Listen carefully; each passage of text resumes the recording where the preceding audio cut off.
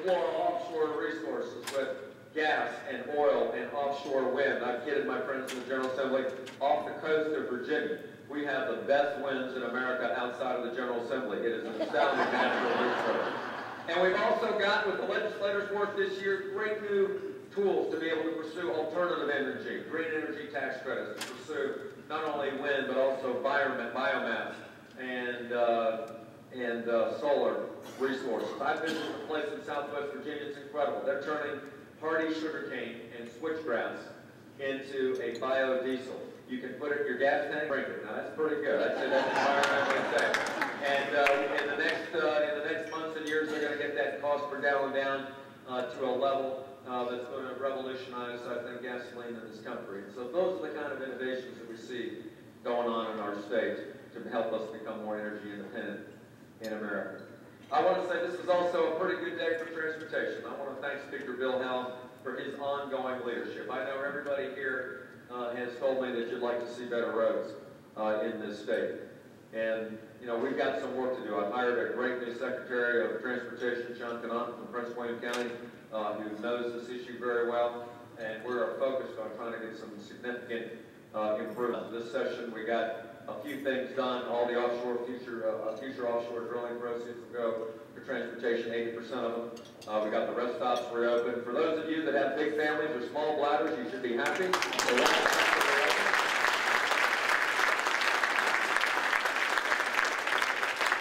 Your potholes are patched up, and now you go 70 miles an hour on the interstate come July 1st.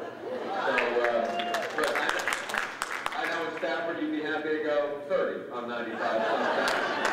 But this was actually a pretty big day. We announced today that we are going to issue within the next couple of weeks $500 million in transportation bonds. And I want to thank Bill Howell because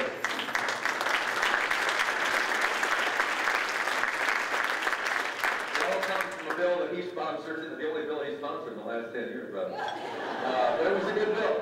And it permits, among other things, the issuance of $3 billion of bonds. You know, we got a AAA bond rating. It's a great time to borrow. People want to get back to work. They are bidding well below market value now because the companies need to get back to work. And so we're going to float those bonds shortly, Bill. And I thank you for your leadership. They've been waiting for 3 years to get issued.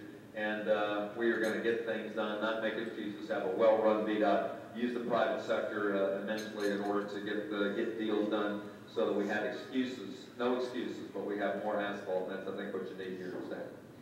But just close by saying how much I appreciate that everything you do for your legislators, for Ken and Bill and me, and especially what you're going to be doing during this session of the General, this next 7 months. We have an outstanding opportunity to take back the United States Congress and the United States Senate and put it back in conservative hands.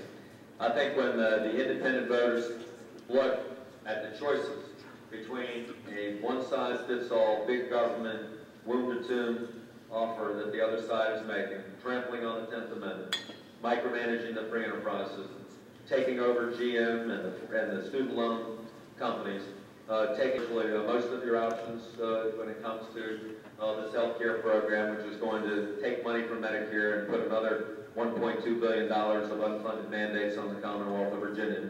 When you look at the bills like card check and cap and trade that are going to undermine our right to work laws and devastate the coal industry, there's going to be a very clear choice between that and what Eric Cantor and Rob Whitman and Bob Goodlatte and Randy Forbes and the rest of our team are offering here in Virginia, which is a market-based free enterprise system that allows people, not because of government compulsion, but because of their God-given talents, their individual pursuits, their dual accountability, to find ways to take risks, to create opportunities, to secure capital, and provide dreams and opportunities for their fellow citizens. It's a very different vision for what kind of state and what kind of nation that we want to have.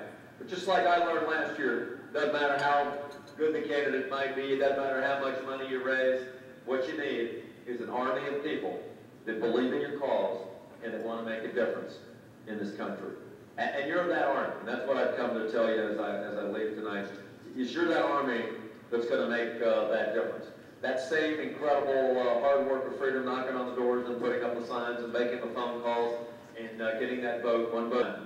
is still going to be what gets the staff majority. We've got excellent candidates this year. In fact, every race against one of the Democratic candidates, we're going to have a good candidate. Almost all of them, we've got 3, 4, 5, 6, some of them 7 candidates running on our side because they are just chomping at the bit to take on those Democratic incumbents. And they know that we've got a tremendous opportunity to win and restore Mr. Jefferson's vision of limited government, government closest to the people, working best. So I appreciate what you're continuing to do here in Stafford for our Republican principles. We really do know that a conservative vision of government is really the same vision that Washington and Madison and Jefferson and Henry planted 233 years ago on these soils. And it's still the best vision of government for our kids and our grandkids. Keep up the good work. It's a privilege to be your governor, and I look forward to working with you over these next 3.5 years. Thank you very much.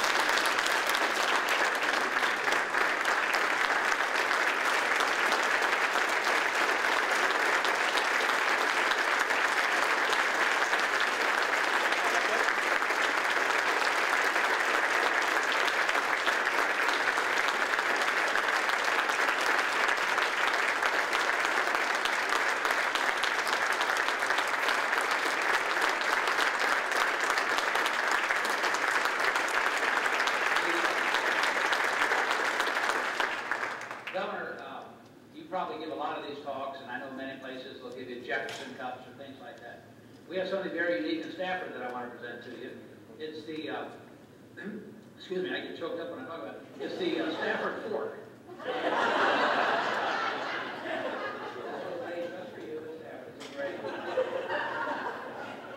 You can take it out the door. Yeah, you can take it out the door, Mark.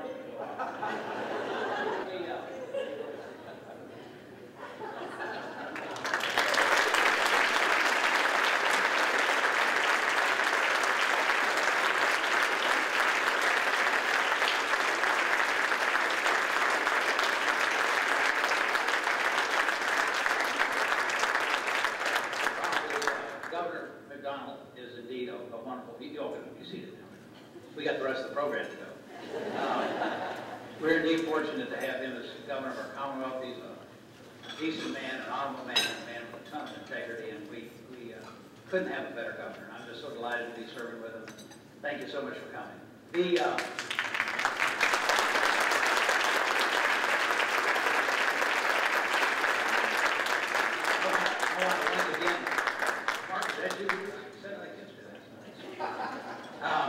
I want to again thank all of the people who put this on this evening. Did a marvelous job. Eric Kerr, Eric was just really drove this. Eric said, you know, Eric's motto, he's a big guy. Eric says, if you can't beat them, arrange to have them beaten. Eric was telling me the other day, that you can get a lot more with a smile and a kind word and a pistol than you can with a smile and I appreciate that very much. And it gives people work. That really does. The one announcement that I have to make before we go back into here and just mingle for a while if you wish, is that those beautiful orchids that are on your desk, on your table, are for sale. And the proceeds, 100% of the proceeds go to the Stafford GOP. And I believe the asking price is $20. I must tell you they cost a lot more than that. And there's a little envelope on your table that says How for Delegate or something like that. But the money does not go to How for Delegate. It all goes to the Stafford GOP. If you write a check, make it payable to the Stafford GOP, or we'll take cash. But one at the table ought to have an order, at least one. Thank you all again for coming. This has been a wonderful evening. I've really enjoyed it. I hope you all have as well. The bar will be open. It's not an open bar, but it's open. And I hope you'll take time to mingle and enjoy the company of all the people that are here tonight. Thank you again for coming.